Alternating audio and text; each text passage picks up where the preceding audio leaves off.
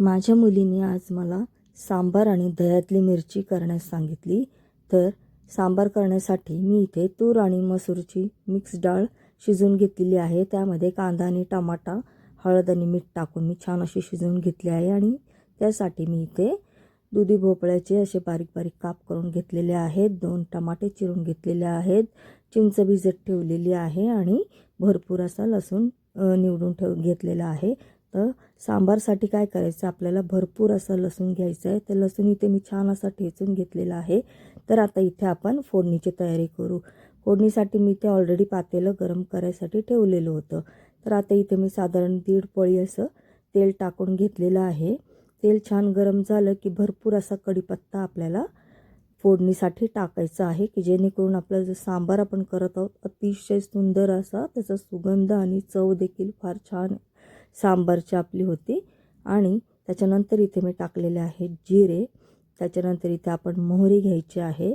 मोहरी टाकून घेतलेली आहे आणि ती छान तडतडली की आपल्याला जो लसूण आपण भरपूर असा ठेचून घेतला होता तो संपूर्ण लसूण आपल्याला त्या तेलामध्ये टाकून द्यायचा आहे फोडणीसाठी. आणि मेथीचे 1-7-8 दाणे आपल्याला फोडणीसाठी टाकायचे आहेत. त्याच्यामुळे आपल्या सांबारला अतिशय सुंदर अशी चव येते. आणि मी इथे 4 सुक्या लाल मिरच्या घेतलेल्या आहेत. तर अशा रीतीने आपल्याला फोडणी द्यायची आहे. फोडणीसाठी लसूण बघ किती सुंदर असा लाल झालेला आहे. अतिशय तेलामध्ये छान असं आपल्याला ते एकदम असं लालसर असं करून घ्यायचं आहे. त्यानंतर इथे मी हिंग टाकून घेतलेली आहे. आणि जे आपण भोपळ्याचे काप करून घेतले होते ते काप आपल्याला या फोडणीमध्येच आपल्याला छान असे परतून घ्यायचे आहेत, जेणेकरून की आपल्या सांबारला अतिशय सुंदर अशी चव यावी. आणि भोपळा देखील जो आपण त्याच्यामध्ये चिरून टाकला होता तो देखील छान असा सॉफ्ट व्हावा तेलामध्ये. त्याच्यानंतर मी इथे टमाटे टाकून घेतलेले आहेत. तर हे आपल्याला सगळे एकत्र छान असं परतून घ्यायचं आहे. आणि भोपळा आणि टमाटा छान सॉफ्ट व्हावा यासाठी मी इथे थोडंसं मीठ टाकून घेतलेलं आहे, जेणेकरून भोपळा आणि टमाटा छान असा सॉफ्ट व्हावा. आणि छान असा सॉफ्ट झाल्यानंतर तो खायला देखील आपल्याला अतिशय छान लागतो. तर तुम्ही पाहू शकता अशा प्रकारे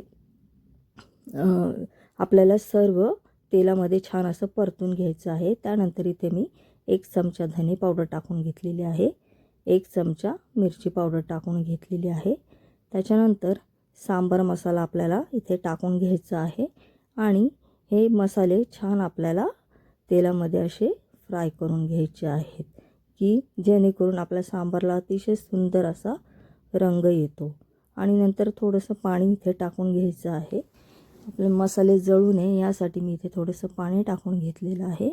आणि छान आपल्याला ते असं मिक्स करून घ्यायचं आहे. आणि त्याच्यानंतर आपल्याला थोडंसं ते शिजू द्यायचं आहे.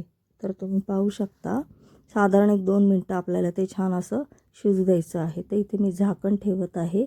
बघा किती सुंदर ते कलर देखील त्याला आपल्या सांबारला आलेला आहे. आणि व्यवस्थित ते मसाले देखील छान अगदी शिजून ते छान असे मुरले जातात. आणि त्याच्यानंतर मी चिंचेचा कोळ टाकून घेतलेला आहे. चिंचेचा कोळ टाकल्याने अतिशय सुंदर असा आंबटपणा आपल्या सांबारला येतो. पुन्हा एकदा मी 1 मिनटं छान असं झाकण ठेवून शिजवून घेतलेलं आहे. पाहू शकता अशा प्रकारे आपल्याला सांबारला छान अशी फोडणी देऊन घ्यायची आहे. आणि जी डाळ आपण शिजवून घेतली होती ती सर्व टाकून घ्यायची आहे. तर इथे माझ्याकडून काय झालं फ्रेंड्स, पातेलं जरा छोटं पडलं, माझा अंदाज चुकला. तर त्याच्यामुळे काही प्रॉब्लेम नाही आहे. नंतर मी दुसऱ्या मोठ्या एका पातेल्यामध्ये मी सर्व सांबार जो आहे तो ट्रान्सफर करून घेणार आहे. तर अशा प्रकारे आपल्याला सांबारला मस्त अशी फोडणी देऊन घ्यायची आहे. आणि इथे आता मी चवीनुसार मीठ टाकून घेतलेलं आहे. आपण सुरुवातीला थोडंसं मीठ टाकलं होतं, म्हणून आता मी लागेल तितकं मीठ पुन्हा टाकून घेत आहे. आणि सांबार असा छान आपल्याला हलवून घ्यायचा आहे. तर इथे आता आपण तयारी करूया दह्यातली मिरची. त्यासाठी मी अशा प्रकारच्या मिरच्या घेतल्या आहेत. या मिरच्या अजिबात तिखट नसतात. तर धुवून स्वच्छ मी घेतलेल्या आहेत. आणि ह्याला मधून अशा प्रकारे आपल्याला चिरून घ्यायचे आहेत. तुम्ही पाहू शकता अशा प्रकारे मी सर्व मिरच्या व्यवस्थित अशा मधून चिरून घेत आहे. तर अशा प्रकारे मिरच्या आपण चिरून घेतल्या तर त्याला व्यवस्थित असं दही लागतं आणि त्या मिरच्या देखील लवकर छान अशा शिजल्या जातात. आणि त्याचबरोबर मी 1 चमचा अख्खे धणे घेतलेले आहेत आणि त्याच्यानंतर 1 चमचा जिरे घेतलेले आहेत आणि 1 चमचा बडीशोप. तर ती तव्यावर मी अशी भाजून घेतलेली आहे. आता आपल्याला काय करायचं आहे, खलबत्त्यामध्ये ते कुटून घ्यायचं आहे. तर तुम्ही पाहू शकता आता मी हे खलबत्त्यामध्ये छान असं कुटून घेतलेलं आहे. ह्याची अगदी अशी पावडर करायची नाही आहे, तर आपल्याला असं दरदरीतच ठेवायचं आहे. त्यानंतर मी इथे अर्धा वाटी दही घेतलेलं आहे. तर अर्धा वाटी दहीमध्ये आपल्याला आता काय करायचं आहे, मिरची जास्त तिखट नसल्यामुळे मी इथे थोडीशी मिरची पावडर टाकून घेत आहे.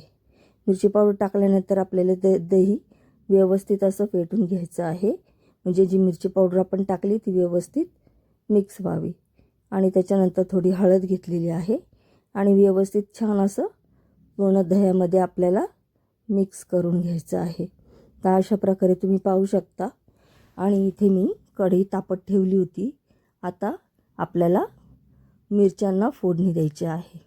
तर आता इथे मी कढईमध्ये 1.5 पळी तेल टाकून घेतलेलं आहे. आणि आपल्याला काय करायचं आहे फ्रेंड्स, फोडणीला इथे आपल्याला मोहरी टाकायची आहे. पण मी गडबडीमध्ये मोहरी टाकायला विसरले. तर तुम्ही जेव्हा पण कराल नक्की फोडणीला तुम्ही मोहरी टाका.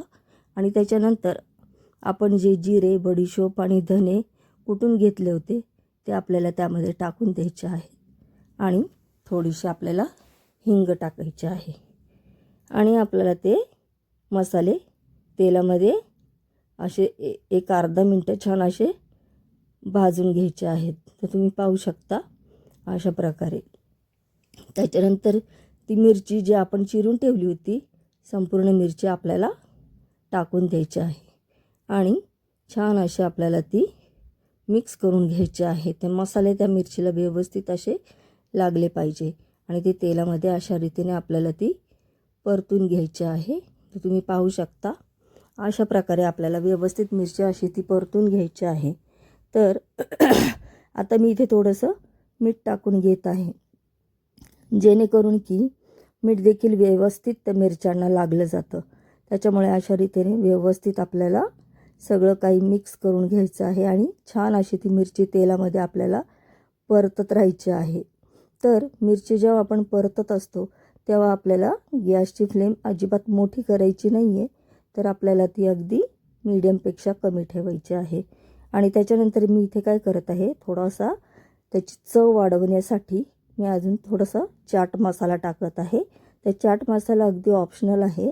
तुम्हाला जर इच्छा असेल तर तुम्ही टाकू शकता, पण मला अगदी आवडतो त्यामुळे मी थोडासा चाट मसाला टाकला आहे. त्याने मिरच्यांची चव अजून छान होती. त्यामुळे मी अशा रीतीने चाट मसाला टाकला आहे. आणि आता जे दही आपण ठेवलं होतं मिरची पावडर टाकून हळद टाकून मिक्स करून, तर ते दही संपूर्ण दही आपल्याला मिरच्यांमध्ये टाकून द्यायचं आहे. आणि व्यवस्थित आपल्याला ते मिरच्या छान अशा हलवत राहायच्या आहेत. आणि त्या जो आपण दही टाकल्यानंतर आपल्याला काय करायचं आहे फ्रेंड्स, ते कंटिन्यू आपल्याला असं हलवत राहायचं आहे.